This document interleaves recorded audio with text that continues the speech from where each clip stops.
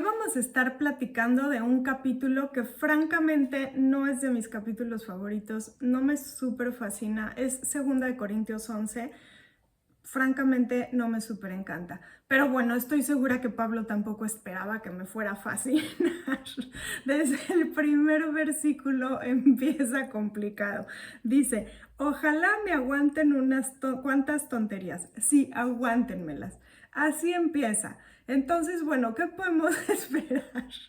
La primera parte de este capítulo habla acerca de los falsos maestros y es una advertencia que nos está haciendo Pablo muy buena, muy importante, muy válida. Nos está diciendo en el versículo 3 y 4, dice, si alguien llega a ustedes predicando a un Jesús diferente del que hemos estado predicando nosotros, o si reciben un espíritu o un evangelio diferente de los que ya recibieron, así empieza. Entonces nos está advirtiendo, hay unos predicadores que están predicando a un Jesús falso, a un Jesús que no es, que no cuenta. Y también no nada más eso, sino también un evangelio y un espíritu, otro que no es. Entonces, bueno, pues eso es grave, ¿no? Porque para empezar, si no es el verdadero Jesús, pues como que no lo vamos a conocer realmente, no vamos a tener el poder del Espíritu realmente, no vamos a poder conocer el Evangelio realmente y también como que vamos a estar pensando que es la realidad cuando pues a todas luces no es.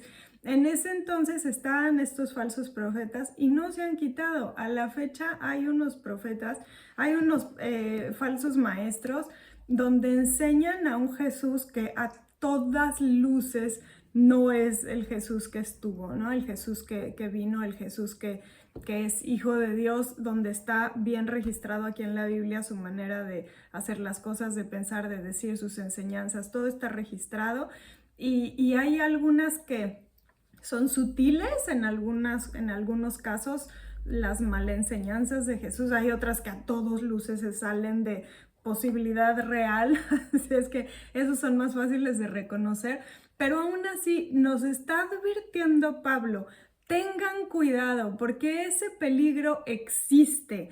El versículo 3 está más grave, así como la serpiente con su astucia engañó a Eva, los pensamientos de ustedes sean desviados de un compromiso puro y sincero con Cristo.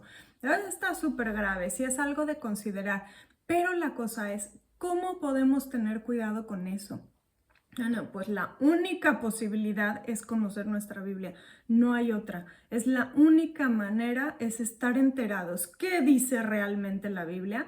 Para que si oímos un mensaje donde están diciendo las cosas falsas, sabemos reconocer esto es falso. En los bancos, cuando llegan las personas nuevas a trabajar en el banco, le dan muchos billetes porque como van a estar recibiendo dinero, entonces quieren que las personas aprendan a recibir el dinero y saber reconocer con el puro tacto si es un dinero falso o es un dinero bueno, ¿no? Y les enseñan pues desde lo más básico, ¿no? Primero también les enseñan los billetes falsos, pero siempre los ponen a trabajar con dinero real desde el principio, desde el primer día, para que si acaso en el momento que llegue alguien con un billete falso, sus manos sean sensibles y reconozcan el dinero falso de inmediato. Así es que así nosotros necesitamos conocer nuestra Biblia, nuestra palabra real, nuestro Cristo verdadero, nuestro Espíritu verdadero, para que si acaso de alguna manera recibimos alguna palabra falsa o algún evangelio falso, así lo traigamos y sepamos decir, no, no me la compro, eso no es. Pero la única manera, como les digo, es conociendo nuestra palabra. Eso no lo podemos dejar en manos de otras personas, no lo podemos delegar. Es como decirle a alguien que se meta a bañar por nosotros. No se puede. Oye, come por mí porque no voy a querer comer hoy. No se puede. Esas cosas no se pueden delegar. Nosotros tenemos que conocer nuestra palabra. Necesitamos hacer de nuestro devocional diario una costumbre para estar súper a las vivas y aprender a reconocer este tipo de cosas. Así es que esta es la primera parte de la carta, del capítulo de Pablo. Y la segunda parte es lo que les digo que casi no me súper fascina. Bueno, es Pablo diciéndoles todo lo genial que es. Básicamente, como que llegaron a algunos falsos maestros aquí a Corintio y empezaron a decirles cosas a los corintios y pues los corintios empezaron como a creérselas y no nomás a eso, sino a pensar que eran geniales, ¿no? Más que Pablo. Y entonces Pablo aquí les dice, oiga, no, o sea, para empezar le están diciendo falsas cosas y para seguir, yo también soy genial, básicamente. Y lo dice Pablo básicamente así, o sea, no, él sabe que está presumiendo, ¿no? Dice, les repito, que nadie me tenga por insensato, pero aun cuando así me consideren, de todos modos recíbanme para poder jactarme un poco. Al jactarme tan confiadamente, no hablo como quisiera el Señor, sino con insensatez. Ya que muchos presumen como lo hace el mundo, yo también lo haré. Por ser tan sensatos, ustedes de buena gana aguantan a los insensatos. Y entonces empieza a platicar Pablo, literal, todo lo genial que es. Entonces, pues aquí, como les digo, no me súper fascina este capítulo, pero Pablo está advirtiendo.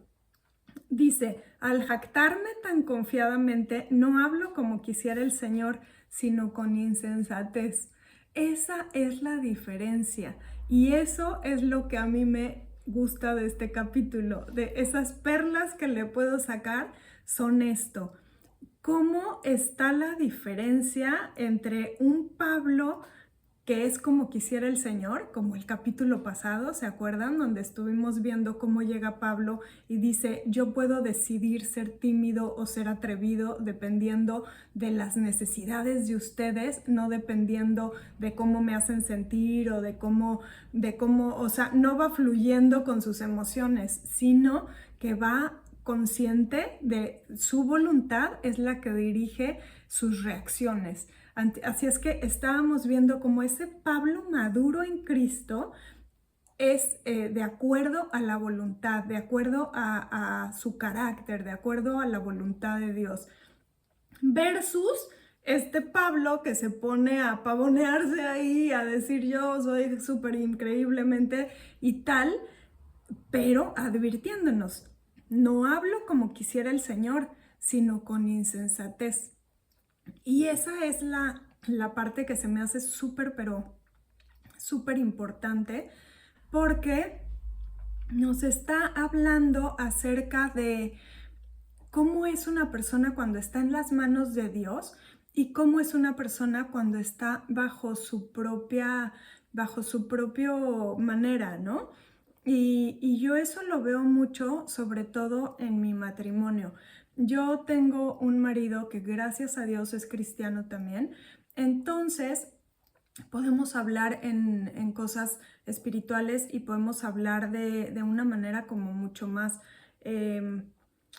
pues de una manera como menos del mundo, ¿no? Podemos tener expectativas de cosas espirituales más que del mundo.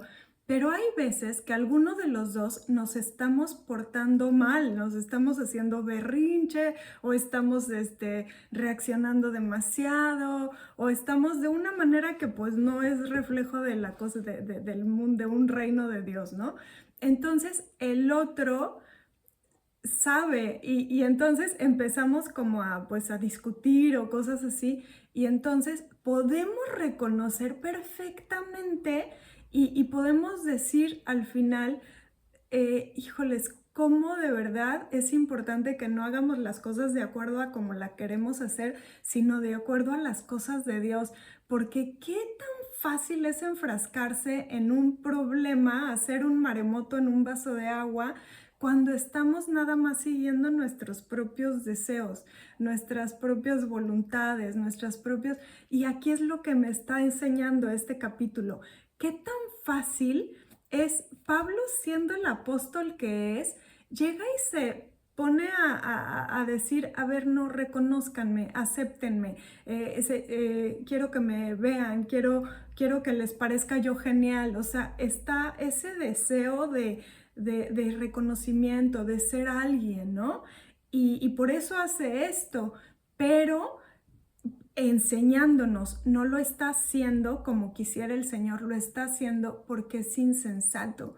Y podemos nosotros también como personas, pues actuar de las dos maneras, actuar como quisiera el Señor o actuar como insensato. Y este es como un capítulo bien real, bien concreto de cómo una persona espiritual puede de pronto empezar a hacer las cosas de una manera en la carne, de una manera insensata, de una manera donde no está reconociendo pues el reino de Dios y como quisiera el Señor vivir, ¿no? Son comentarios que no tienen sentido, no tienen un motivo. ¿Para qué? Porque siempre Pablo está diciendo, a mí no me importa lo que piensen los demás de mí, me importa lo que piense Dios de mí.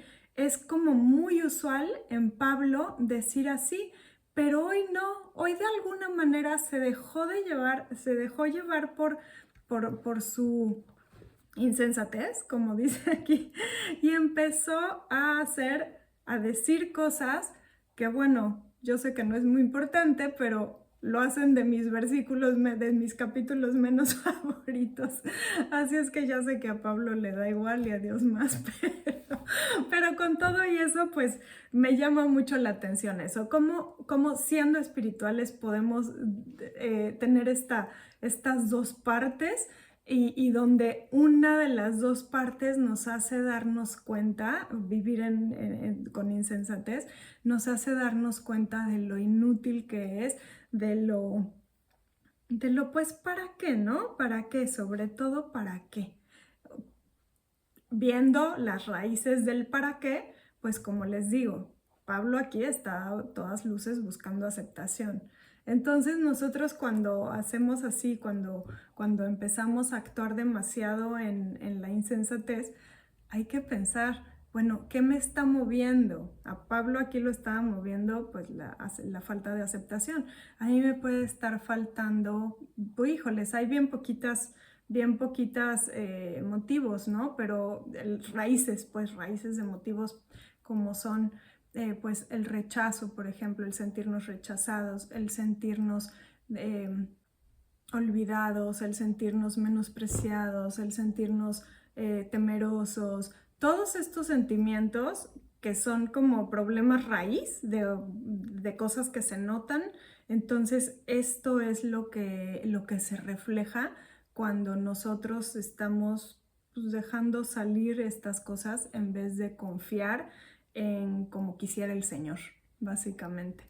Bueno, pues este es un mensaje cortito porque es de mis capítulos menos favoritos, pero bueno, igual una enseñanza muy, muy buena. Podemos vivir de una manera con insensatez o de una manera como quisiera el Señor. Está en nosotros, está en nosotros. Cada vez que estemos reconociéndonos a nosotros mismos, pensando como estamos insensatos, básicamente cuando nos lleve a problemas, cuando nos lleve a complicaciones, cuando nos lleve a sentimientos que hasta Pablo se está dando cuenta que lo está haciendo con insensatez y con jactancia y con todas estas cosas. Necesitamos realmente decir, a ver, ¿cuál es mi necesidad real? ¿Por qué estoy actuando así? ¿Cuál es mi necesidad real para buscarla en Cristo? Para buscarla en que Dios la supla, no buscarla en que todos estos corintios me vean más, sino querer que Dios sea el que me vea más. ¿Cómo es posible, como en nuestras familias, en nuestras relaciones, ¿no? ¿Cómo puedo hacer lo mismo? Como lo mismo que Pablo, ¿no? ¿Cómo puedo no estar buscando la aprobación de estas personas, sino sabiendo que Dios me aprueba, sabiendo que soy amada por Dios, sabiendo que Dios no me va a rechazar, sabiendo que todas estas cosas, ¿no? Así es que, bueno, pues un capítulo cortito, Y ya, listo. Esto es parte de un estudio de Hechos 29, donde estamos estudiando un capítulo cada día. Es el libro completo de Hechos, nada más que en orden cronológico, así es que les estamos entreverando las cartas de los apóstoles según vayan pasando. Este es el tercer viaje de Pablo, ya está viendo semilla, ya está viendo iglesias construidas, ya nada más les está mandando cartas para cerciorarse que estén bien, que vayan bien, que vayan creciendo, que vayan fortaleciéndose. Son cartas que por lo general animan bastante a los creyentes o les contestan dudas. Están muy interesantes las cartas de Pablo, pero bueno, este capítulo